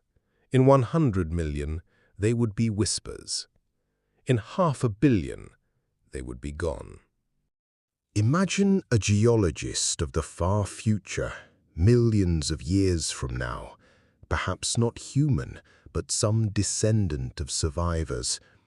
They split open a rock and find the imprint of a bird or the faint outline of a mammal's tooth. They see signs of sudden disappearance, a thin layer of plastic dust or altered isotopes. To them, we are prehistory. Our skyscrapers and satellites are forgotten, but our impact is written in strata.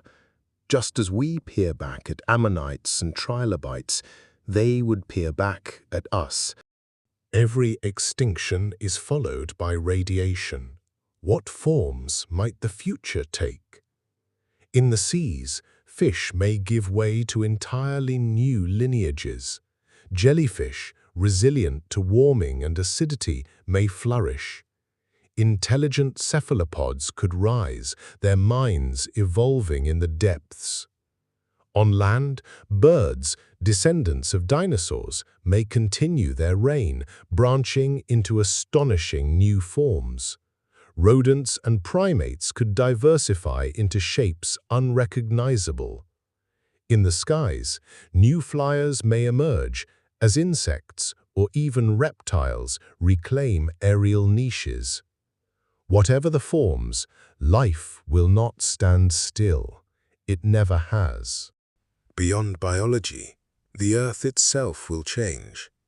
Continents will drift, colliding to form new supercontinents.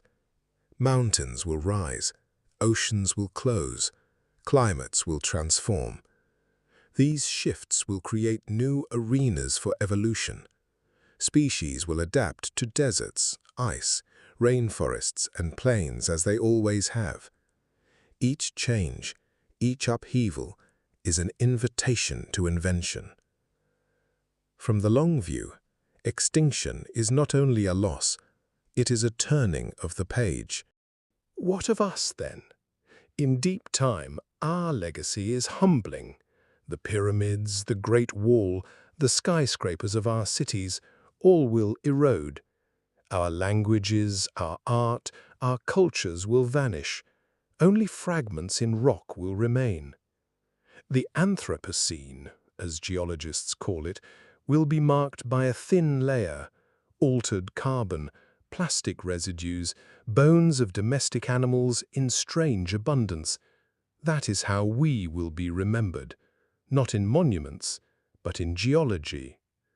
Yet perhaps that is fitting, for we too are part of the Earth's story, as temporary as ammonites, trilobites, or dinosaurs.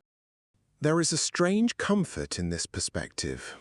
However fierce our impact, however grave our mistakes, the Earth will outlast us.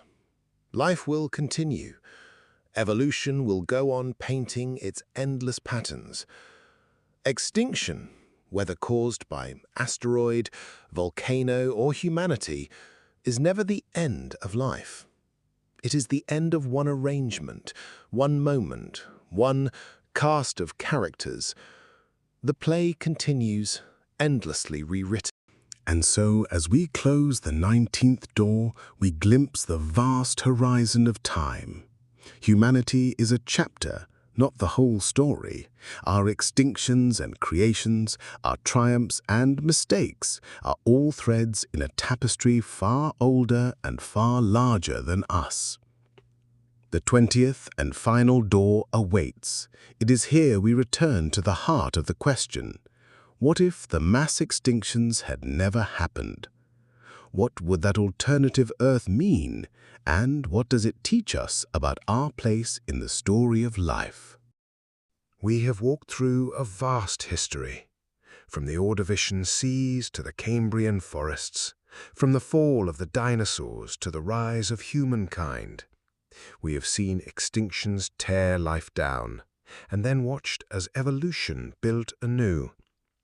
Now we return to the central question. What if these mass extinctions had never happened? What kind of Earth might we inhabit today? And what does this counterfactual world tell us about our own? If no great die-offs had occurred, the Earth would be a place of continuity, not interruption. Dinosaurs might still stride across plains, ruling as they once did. Giant reptiles might still swim in the seas, while pterosaurs filled the skies. Mammals, including us, might remain small, furtive, insignificant. Coral reefs would be built not by the corals we know, but by their ancient predecessors. Vast forests might still belong to lycopods and seed ferns, long vanished in our world. Entire lineages, erased by extinction, would still thrive. It would be a world both richer in survival and poorer in change. Familiar to us, yet utterly alien. This is the paradox we must face. Without extinction, there is no disruption. But without disruption, there is no reinvention. Continuity gives stability, but it also limits novelty.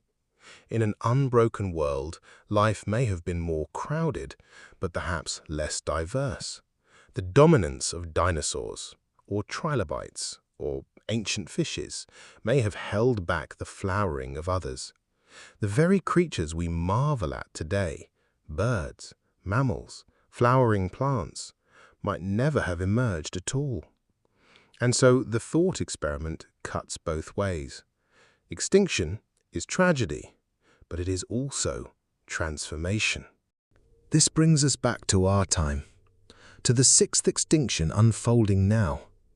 For if we are the beneficiaries of past catastrophes, we must ask, what will be the legacy of the catastrophe we are causing? Extinction teaches us humility. It shows that the Earth does not bend to our permanence. It reminds us that we, like ammonites and trilobites and dinosaurs, are transient. Our choices matter, but only for a while. And yet, precisely because our time is brief, those choices matter all the more. We cannot prevent extinction forever. It is woven into life's story.